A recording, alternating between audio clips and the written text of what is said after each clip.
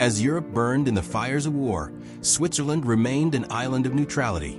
But its neutrality did not mean inactivity.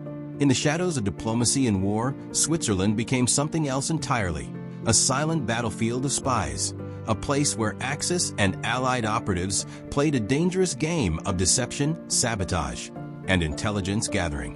While tanks rolled across Europe, another war raged in the Swiss cities of Zurich, Bern, and Geneva. This was a war fought in whispers, in coded messages, in clandestine meetings, at hotel lobbies and cafes. Switzerland, neutral in policy, had become the spy capital of World War II.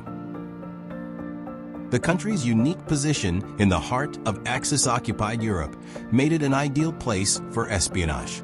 Bordered by Nazi Germany, Fascist Italy, and occupied France, Switzerland was a natural crossroads for both Allied and Axis intelligence.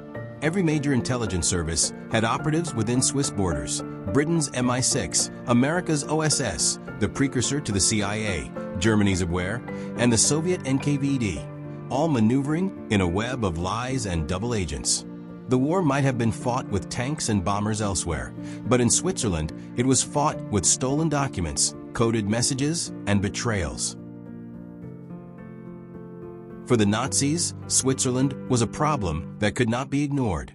Hitler saw the country as a hostile entity, yet he knew that its financial institutions and intelligence networks held immense value.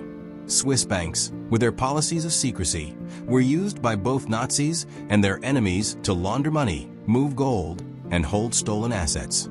Meanwhile, German spies worked to infiltrate Swiss government and military circles, attempting to sway Swiss policy in favor of the Reich. Nazi intelligence officers operated within Swiss borders under diplomatic cover, monitoring movements of Allied agents, planting disinformation, and even attempting to recruit informants. On the other side, the Allies saw Switzerland as one of their most valuable intelligence hubs. The British and Americans relied on Swiss contacts to smuggle out reports from occupied territories, relay German troop movements, and communicate with resistance movements across Europe. One of the most important figures in this world of espionage was Allen Dulles, the American OSS station chief based in Bern. Dulles was the architect of many of the most daring intelligence operations of the war. From a quiet office in Bern, he conducted high-stakes negotiations with German officers who were secretly plotting against Hitler. His work would eventually lay the foundation for Operation Sunrise, the secret talks that led to the surrender of German forces in Italy. He built an extensive network of informants, double agents, and resistance fighters, gathering intelligence that would prove crucial in the war's final years.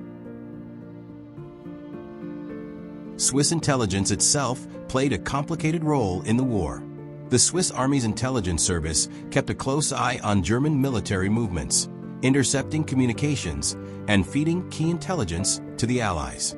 At the same time, Swiss authorities had to walk a fine line, keeping their country from being overrun by the Nazis while secretly aiding the Allied cause. It was a delicate dance of diplomacy, survival, and deception. Some Swiss officials, despite the government's stance of neutrality, worked covertly with Allied operatives to pass along valuable intelligence that shaped strategic decisions. But Switzerland's role in World War II espionage wasn't limited to gathering intelligence. The country became a hub for forgery and sabotage operations.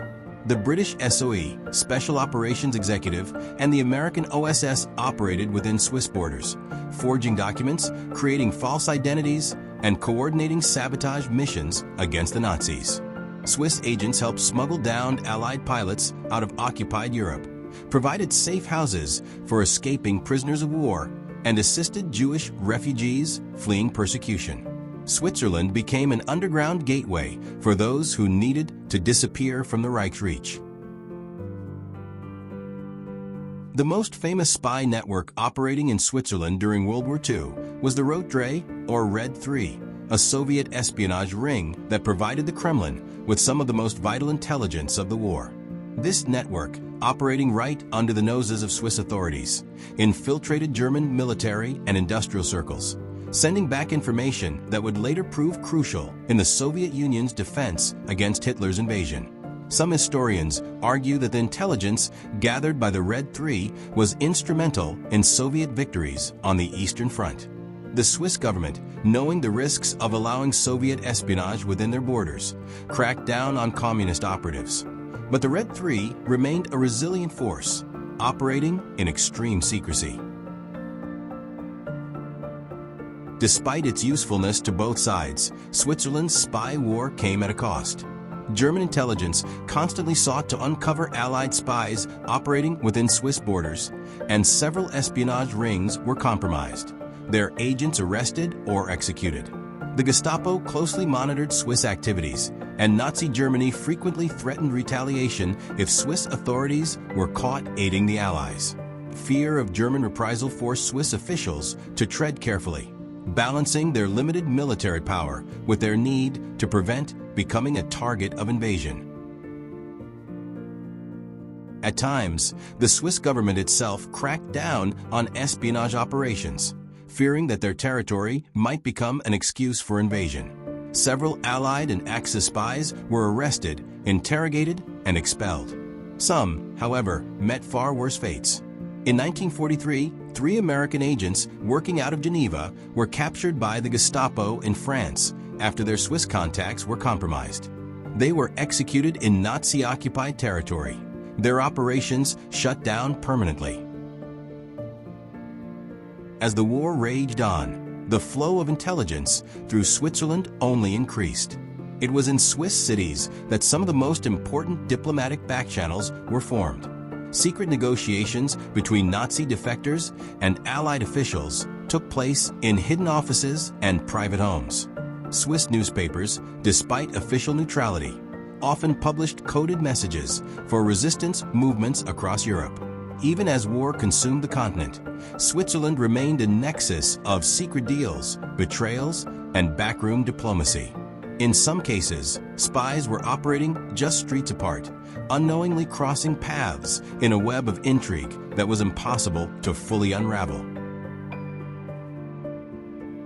In the final years of the war, Swiss intelligence played a crucial role in the fall of the Third Reich.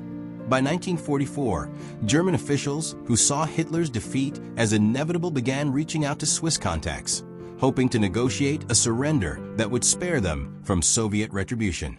The Swiss helped facilitate these secret talks, passing messages between the German High Command and Allied leadership. These negotiations, while unofficial, helped speed up the end of the war in Italy and parts of Western Europe. Switzerland's ability to serve as a neutral ground for these negotiations proved invaluable in avoiding prolonged bloodshed in certain regions. Despite all of this, Switzerland's role in World War II espionage remains one of the most controversial aspects of its wartime history.